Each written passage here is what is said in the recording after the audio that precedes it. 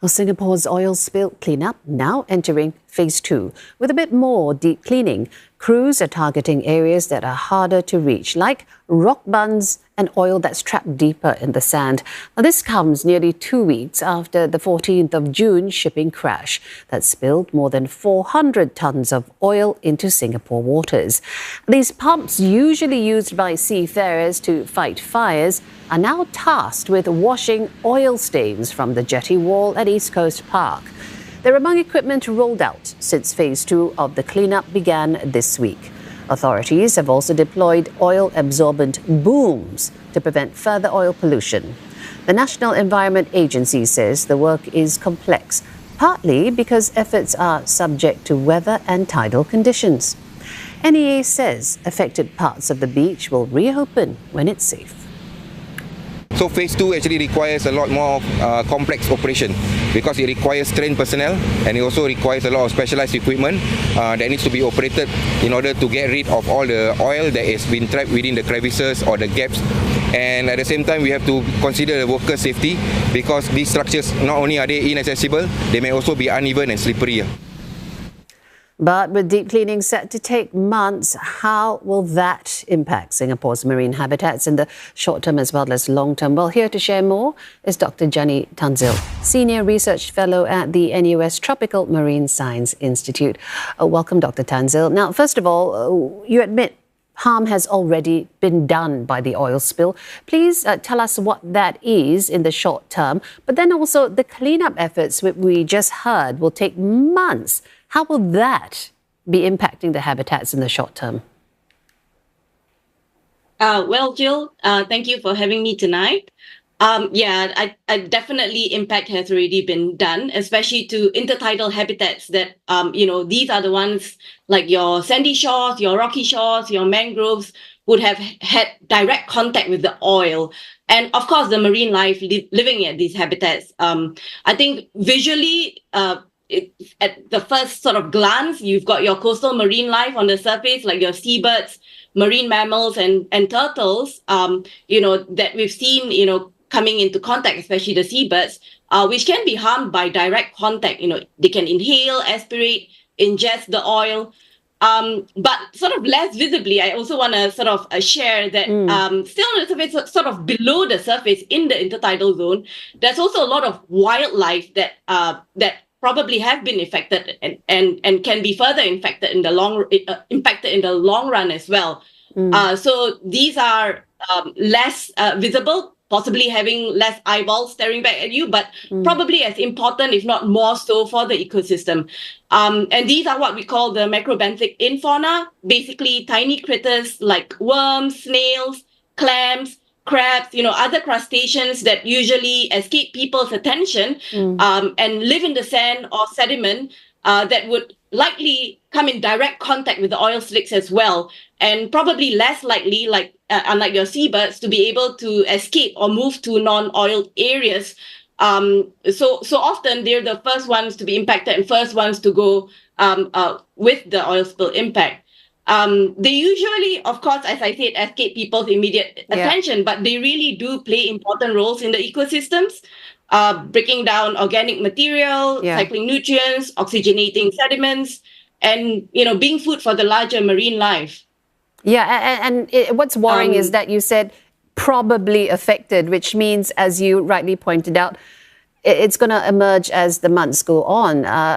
But in turn, and that's the long-term impact that I really want to talk to you about as well. What could some of those be? And also talk to the point that I mentioned earlier about the cleanup, which is expected to take months, because a lot of the chemicals that are used there are also impactful. Yeah, definitely. I mean, let's take corals, for example, because that's what I mostly work on. These are, the ecosystem engineers, as we know it, of the coral reef ecosystems, which is home to large diversity of marine life, fishes, crabs, all sorts of, very biodiverse ecosystem.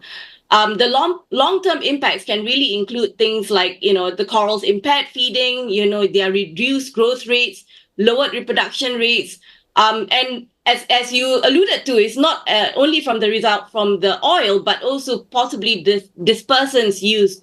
And it could also be a combination of stresses that make them not be able to cook well overall. In addition to the oil and the dispersants, and as the cleanup efforts are still going on, we do still see things like oil sand cakes, as I would call them, remaining on the beaches, where the oils would potentially continually leach out as well. I do worry about the possible longer-term impacts on the corals, not just from the oil spill, but also from the recent marine heat wave that's as we know resulted in the widespread coral bleaching seen not just in Singapore but so it's a across combined the effect region, in that sense, isn't it?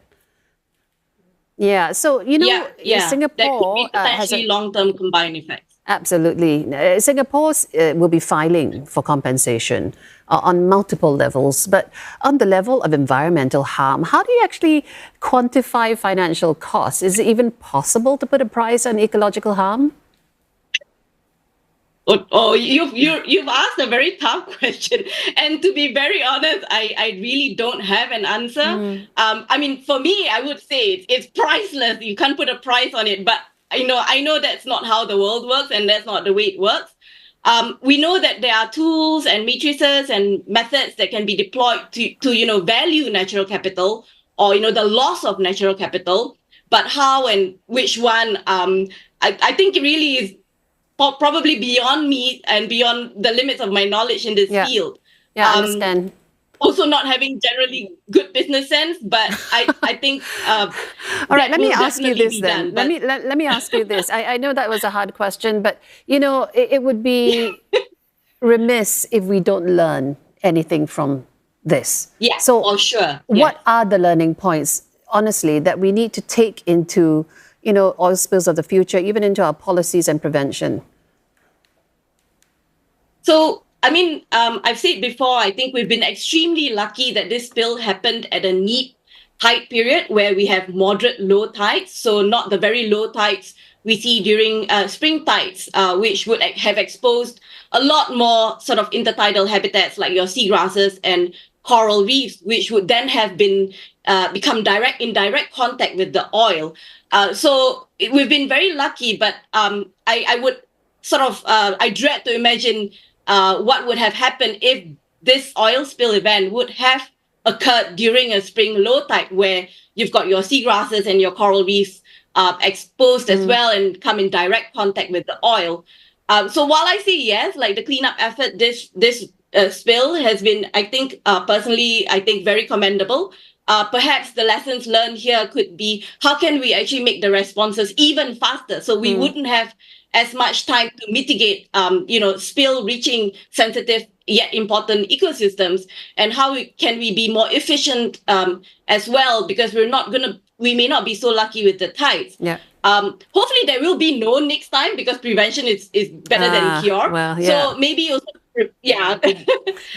strengthening preventative measures and oil spill containment efforts, I think, will also be very key. Understand. All right. Thank you so much. I mean, the gaps that have emerged, hopefully we will learn and do a better job, as you said. Well, that was Dr. Jani Tanzil, Senior Research Fellow at the NUS Tropical Marine Science Institute. Thank you again.